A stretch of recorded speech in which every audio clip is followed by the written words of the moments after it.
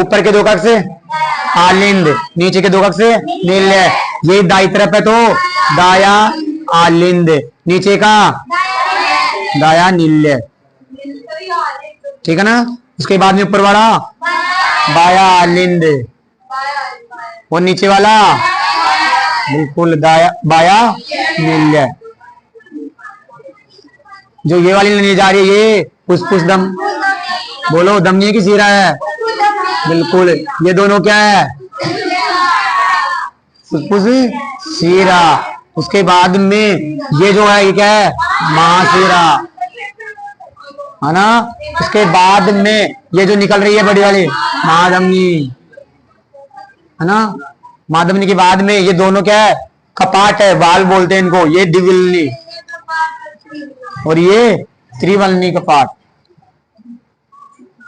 यही था।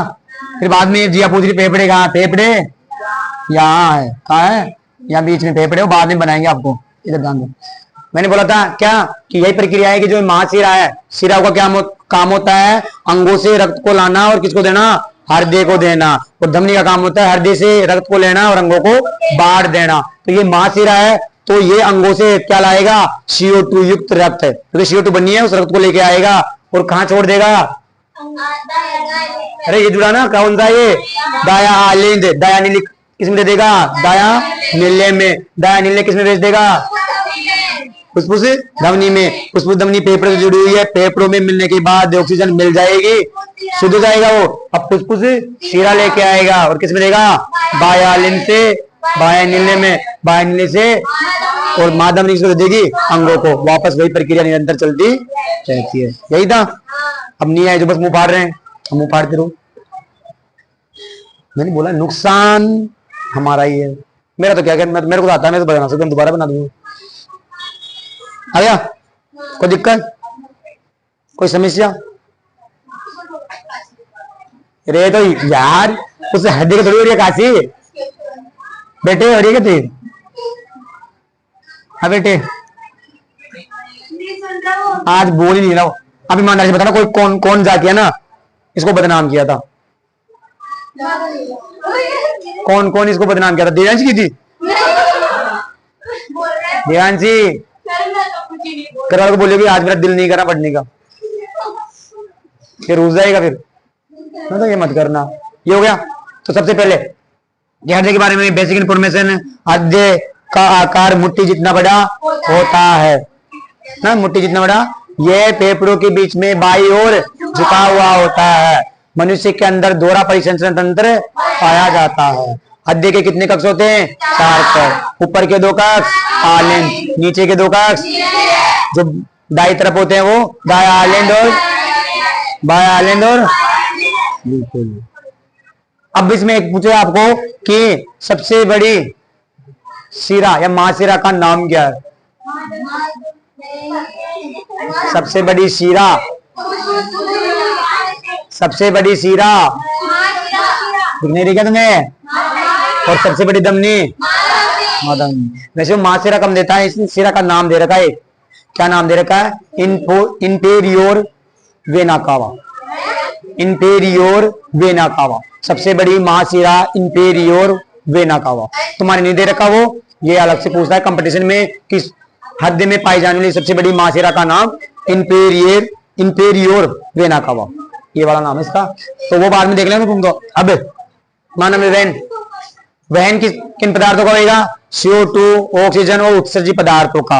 ये वहन करने में कौन सहायता करते हैं, रक्त। कौन करता है, रक्त। मैंने कंपेयर करने के लिए बोला था, रक्त को कंपेयर करना गाड़ी से, और गाड़ी का इंजन हार्ट, यानी इंजन का काम कर रहा है हार्ट और गाड़ी का काम कौन कर रहा है, रक्त। और सड़क का काम कर दिया नलिया, धमनी और शिरा। ऐसे कंपेयर करो कि जो रक्त तो गाड़ी है, सड़क नलिया है और इंजन कौन है, हृदय। इन तीनों का होना जरूरी है, अन्यथा आपका जो है पूरा अंगों में जितनी भी अंग में जाएगी CO2 ऑक्सीजन या उत्सर्जी पदार्थ, वो तभी जा पाएंगे जब ये चीजें होंगी। ये तीनों चीजें मिलनी चाहिए।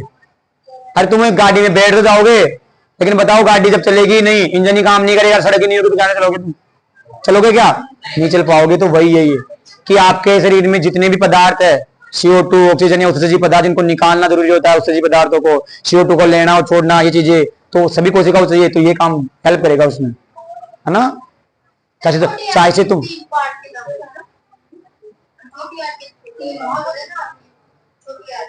छोटी याद के 3 भाग बताऊंगा उसको, मेरे को मैं याद करूंगा उसको। ये क्या, तो लिखो मानव विवरण। मानव विवरण क्या करोगे कि मानव में परिवहन का कार्य रक्त नलिकाएं और हृदय के द्वारा होता है। लिखो, मानव में वहन का कार्य, परिवहन का कार्य, मानव में परिवहन का कार्य रक्त, रक्त कोमा रक्त नलिकाएं, रक्त नलिकाएं और हृदय के द्वारा होता है।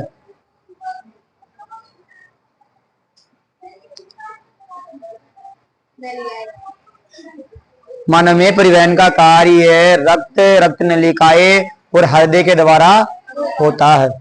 ठीक है, मानव में परिवहन का कार्य। अब पूछे, अब पहले रक्त नलिकाएं पढ़ेंगे हम।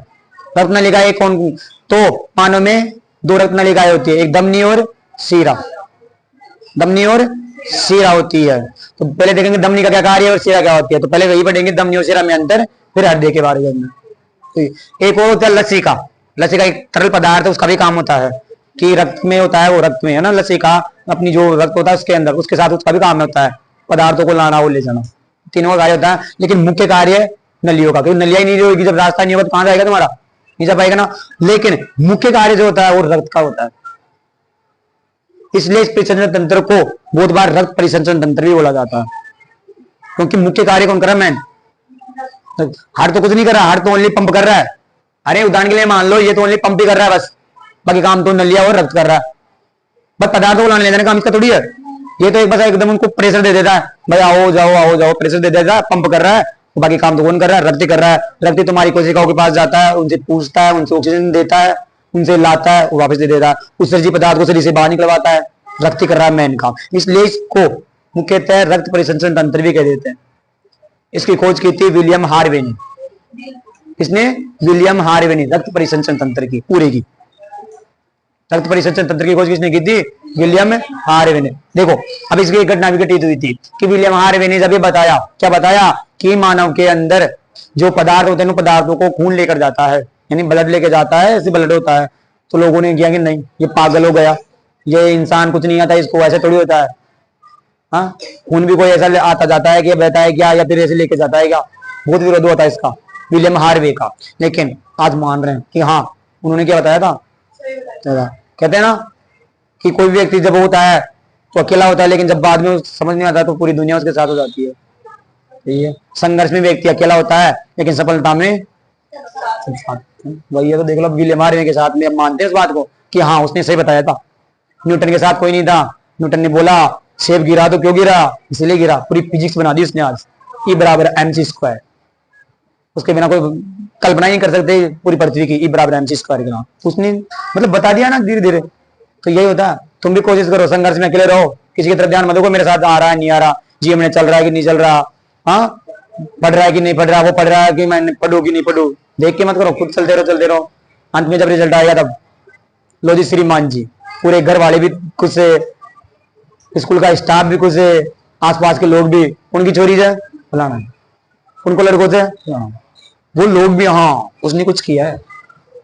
अब आप ने मेरे को तो पहले ही अभी मोटिवेट करे कि नहीं ये लड़की आएगी ये लड़की आएगी, भी मोटिवेट करे, तुम मोटिवेट कैसे करोगे, सही जाओगे। मान लो बीमार में वो ऐसा कहता है उस टाइम दिखाई दे इसको कि नहीं तू गलत बोल रहा है, साइंस में ऐसा थोड़ी होता है, शरीर में ऐसी चीजें थोड़ी होती है कि ये नहीं, ये होता ही नहीं कि रक्त लेके जाता है वो करता है।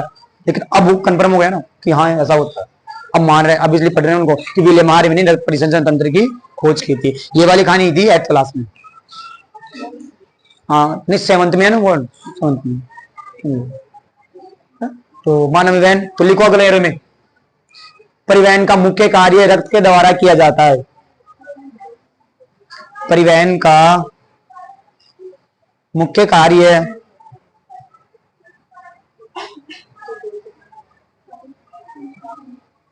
रक्त के द्वारा किया जाता है।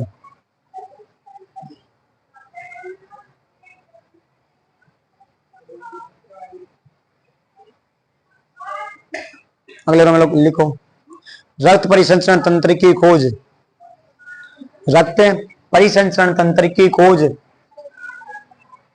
विलियम हार्वे ने की थी। रक्त परिसंचरण की खोज, रक्त परिसंचरण तंत्र की खोज विलियम हार्वे, हार्वे